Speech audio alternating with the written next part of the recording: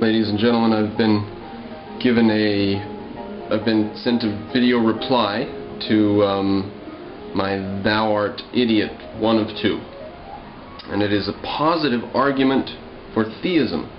You know that a lot of theists say, well, just prove God wrong. You can't prove him wrong, so why should I listen to you saying he doesn't exist?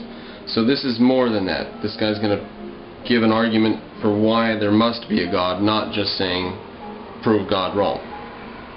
And he says, at about 1 minute and 20 seconds, he says, and I want you to do your best to tear it to pieces.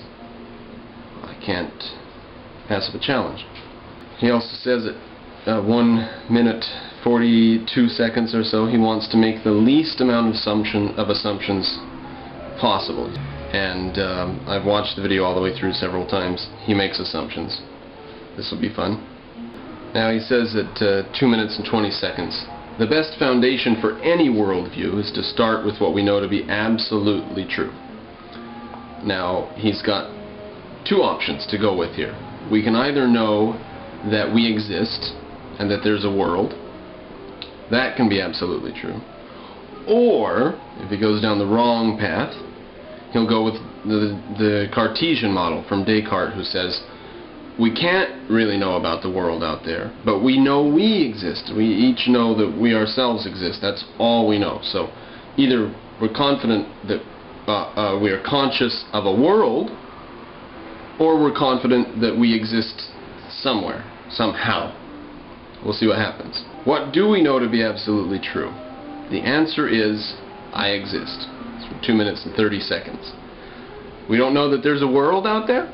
How do we know that we exist if we don't know about the world that we exist in? How do we know that we are anything if we are not something which is in the world, seeing and perceiving? So we know that we exist somehow. We don't just know it without anything, like Descartes thought, and like this guy apparently thinks. So we're right off the bat. He's going down the wrong path. We'll see how it goes. And he says that it's absolutely true that we exist because we can't doubt our own existence.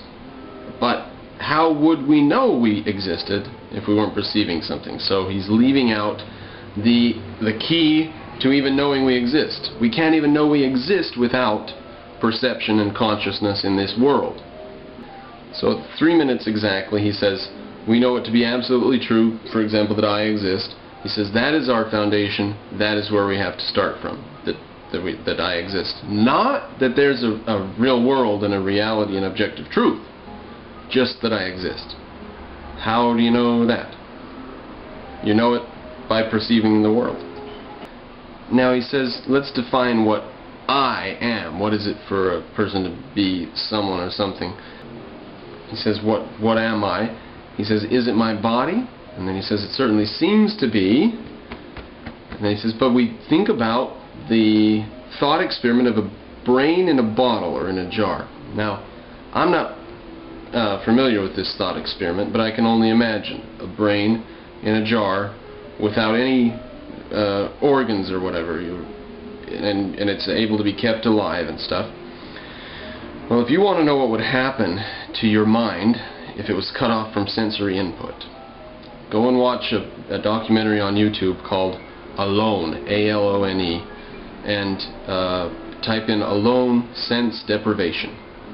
And that'll show you what happens, not in days or weeks or months, okay, but in minutes and hours.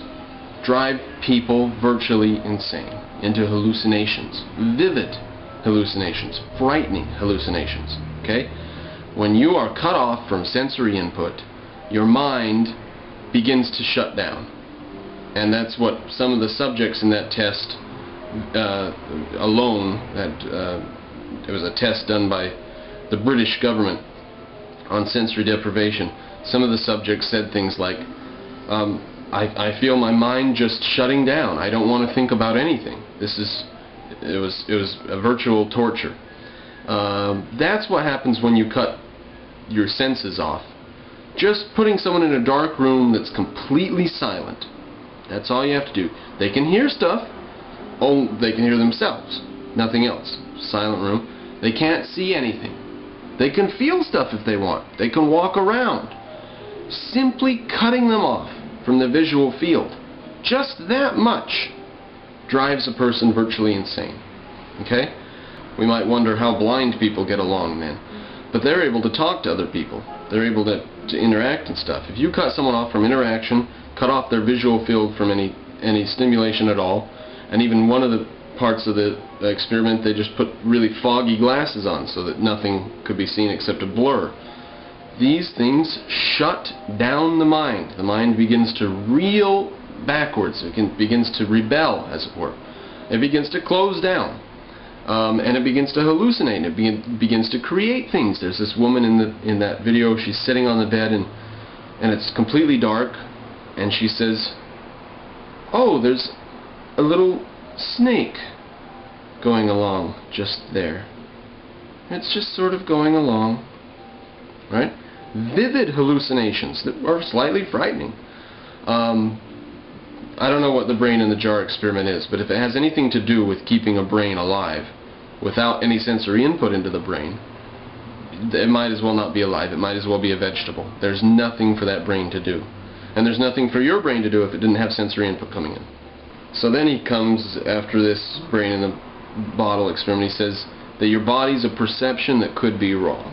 Now, you'll please see my other video relating to sensory perception and the truth of sensory perception with some title like that, which will be uploaded sometime around the time of this video. I've just finished taping it a few minutes ago. But you cannot doubt the validity of your senses. Your senses simply give you information. Okay?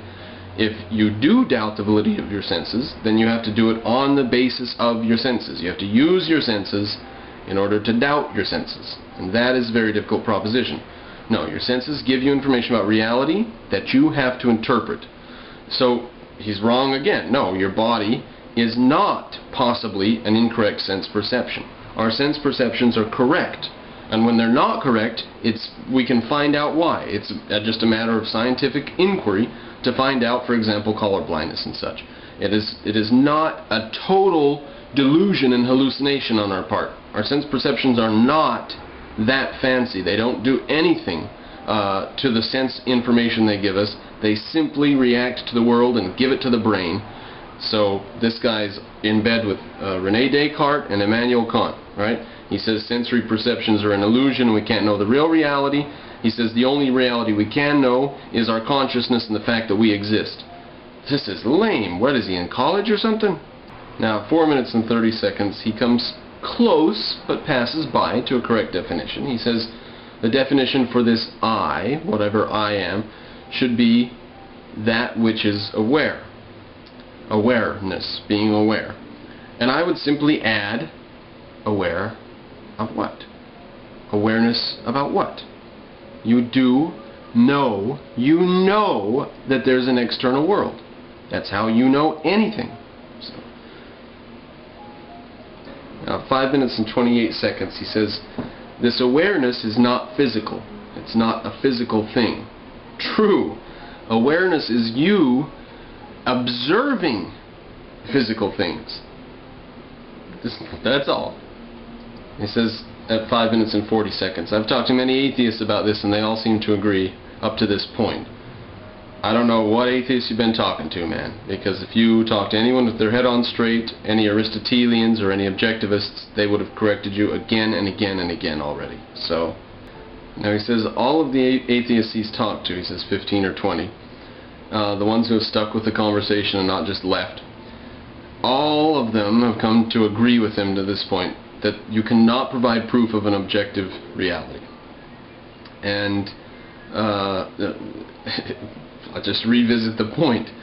What are you aware of if you're not aware of reality? You cannot just be aware in some platonic floating sense. There has to be something of which you are aware. So, again, I don't know what atheists you've been talking to. He says you cannot have proof for the existence of objective reality. Your sensory organs are proof that there's an objective reality out there. And if you need further proof, go jump off of a skyscraper and see what happens. Yeah, there's a reality. You've got to figure it out. You've got to be careful. You're not just a floating disembodied